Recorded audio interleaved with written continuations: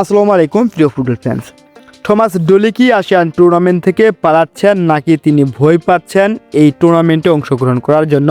অনেক জায়গায় একই প্রশ্ন।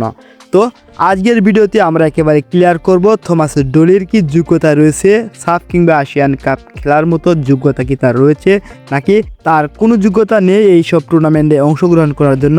এই বিষয়গুলো আপনারা বিস্তারিত জানবেন এবং আরও জানতে পারবেন বাফুফে থেকে কী ধরনের সিদ্ধান্ত দেওয়া হয়েছে এবং সর্বশেষ আসিয়ান কাপে অংশগ্রহণ করবে কিনা তার লেটেস্ট আপডেট আপনাদেরকে জানিয়ে দেব এবং ফিফা থেকে আনুষ্ঠানিকভাবে বাংলাদেশ প্রস্তাব পেয়েছে কিনা বা বাংলাদেশ যে আসিয়ান কাপ অংশগ্রহণ করার জন্য আনুষ্ঠানিকভাবে ফিফার কাছে একটা প্রপোজাল পাঠিয়েছিল সেটা তারা গ্রহণ করেছে কিনা, এই বিষয়গুলো নিয়েই মূলত আজকের আলোচনা।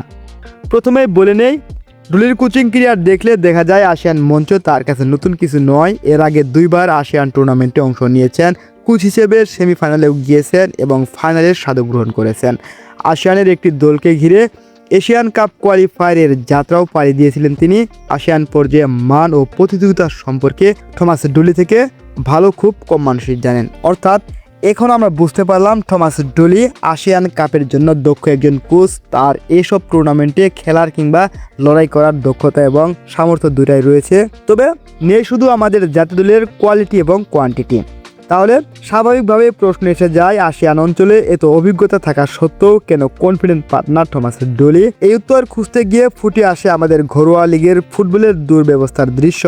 গত মে মাসে ঘরোয়া লিগ শেষ হওয়ার পর আজ পর্যন্ত আমাদের লিগ সম্পর্কে কেউ কিচ্ছু ঠিকমতো বলতে পারছেন না।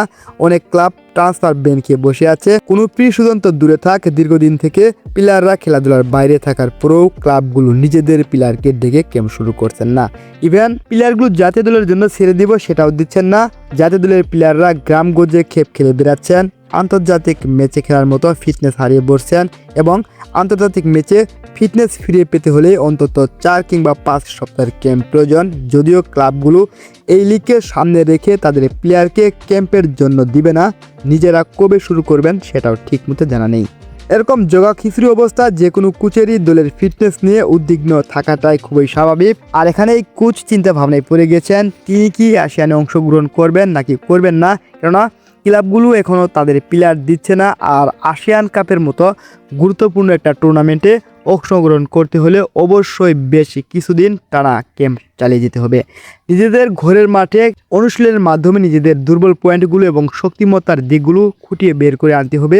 তা যদি হয়, সদ্য নতুন আসা কোচ যে কিনা এখনও লিগের ম্যাচ দেখা কিংবা খেলোয়াড়দের নিয়ে ক্যাম্প করার সুযোগ পাননি, নিজে থেকে স্কোয়াড ঘোষণা করার মতো অবস্থাও আসেননি, তাহলে তার ক্ষেত্রে এটা অপ্রত্যাশিত হওয়া তেমন কিছু না। পরিশেষে বাংলাদেশ কি ফিফা আসিয়ান কাপে অংশগ্রহণ করা উচিত? ফিফা আয়োজিত টুর্নামেন্টের সুযোগ আমাদের জন্য বারবার আসে না, আমাদের অবশ্যই এই সুযোগ লুফে নেওয়া উচিত। এই টুর্নামেন্টে আমরা যে কাউকে চমক দিতে পারি, আবার দৃষ্টিকটু হারও দেখা যেতে পারে।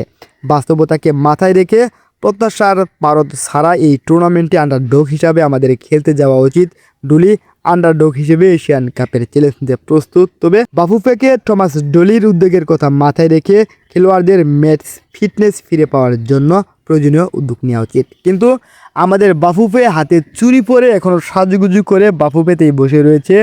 ফিফা থেকে যে তারা ভারত যখন চান্স পায়, আর আমাদের কিরণ যে কিনা ফিফার একটা কমিটির সদস্য এবং আমাদের সালাউদ্দিন যে কিনা সাফ চ্যাম্পিয়নশিপের সভাপতি, এই যোগ্য ব্যক্তিগুলো শুধু চেয়ারে বসে আছেন, নিজেরা হাতে চুরি পরে সেই রাজকীয় চেয়ারে নবাব সিরাজউদ্দৌলার মতো বসে আছেন। তারা কখনো খোঁজখবর জানেন না, খোঁজখবর রাখেন না এবং দেশের ফুটবল কোন দিকে যাচ্ছে সেই বিষয়েও তাদের কোনো ধারণা নেই। বর্তমান স্কোয়াডে হামজা চৌধুরী, জামাল ভুঁইয়া, সামিদ চম এবং জান হাকিমরা আসছেন, আরও আসবেন টেবুল ইসলাম, লুইস ওয়াটসনকে নিয়ে আমাদের চিন্তাভাবনা রয়েছে। এছাড়াও ফারহান আলী ওয়াহিদ আসবেন। এই একটা শক্তিশালী টিম নিয়ে আমরা আসিয়ান কেন বিশ্বকাপ খেলার স্বপ্ন দেখছি। আর আপনি ফেডারেশনের লোক, আর আপনি কোচ, আপনি কেন এসবে ভয় পাচ্ছেন? আপনার কেন সামর্থ্য নেই, কেন যোগ্যতা নেই, কেন আপনার শক্তি নেই যে আমরা আসিয়ান কাপের চ্যালেঞ্জ লড়তে পারি? ফুটবল প্রেমী ভক্তরা যদি এই স্বপ্ন দেখতে পারে, আপনি সভাপতি কিংবা আপনি ফেডারেশনের পরিচালক, আপনি ফেডারেশনের সদস্য হয়ে কেন এটা পারেন না? আর এখানেই হতাশ করেছেন আপনি সারা বাংলাদেশের ফুটবল প্রেমীদের। ধন্যবাদ সবাইকে। আসসালামু আলাইকুম।